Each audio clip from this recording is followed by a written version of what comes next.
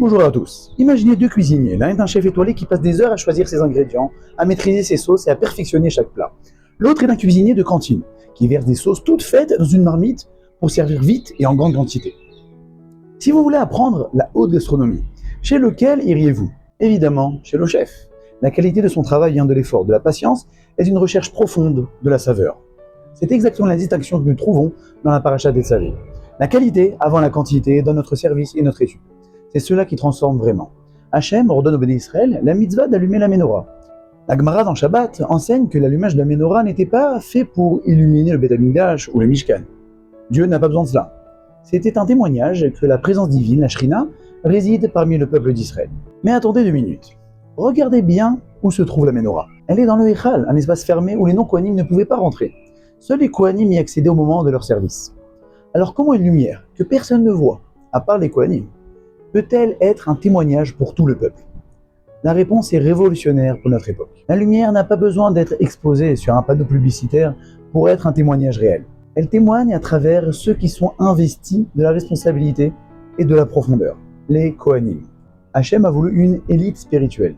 Les Kohanim entretenaient cette flamme dans l'intimité du Beth Amikdash pour que le message reste pur et authentique. Si la menorah avait été sur la place publique, chacun l'aurait interprété à sa sauce. Le message aurait été tronqué, vulgarisé, banalisé.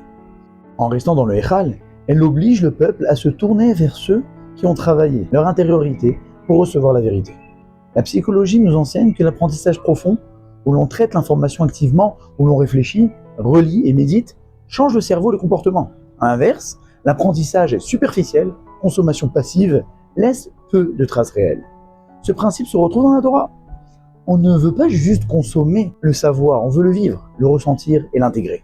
Le chef étoilé améliore chaque ingrédient, tandis que le cuisinier pressé sert beaucoup, mais sans saveur. Dans la Torah aussi, notre investissement intérieur rend notre étude précieuse aux yeux de Dieu. Aujourd'hui, la Torah est facile d'accès, des vidéos, des livres expliqués.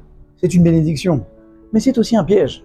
On peut accumuler des tonnes de savoir et devenir des ânes chargés de livres, Chamor nos Esfarim, sans changer 1 millimètre de notre caractère. Hachem ne veut pas qu'on avale des pages, il veut qu'on se galère. Il vaut mieux passer 2 heures à transpirer sur une seule ligne de texte pour briser notre paresse et notre bestialité que de lire 10 chapitres en mode passif. Parce que l'effort de la compréhension nous rapproche d'Hachem et transforme l'information en vie. Comparons 2 profils. La personne A, elle se lève tôt, va au Beth Midrash, prend rendez-vous avec un rave, quitte même à payer pour cela, et lutte sur la signification d'une ligne pendant 1 heure.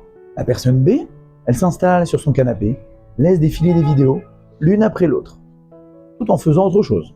Quelle Torah aura le plus d'impact?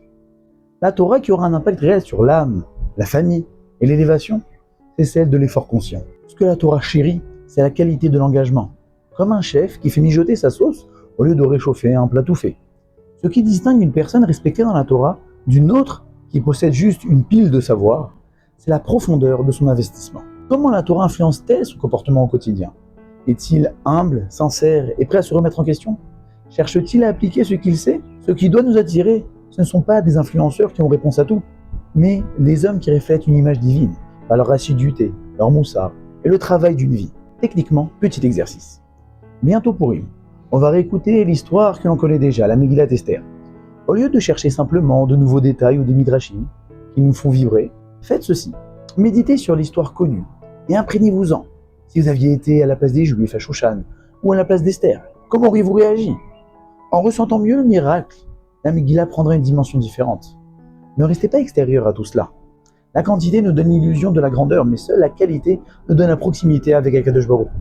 Je vais finir par une petite histoire. Une fois, il y avait un rave qui avait fait un discours, très beau discours, à ses bachourim, à ses jeunes étudiants.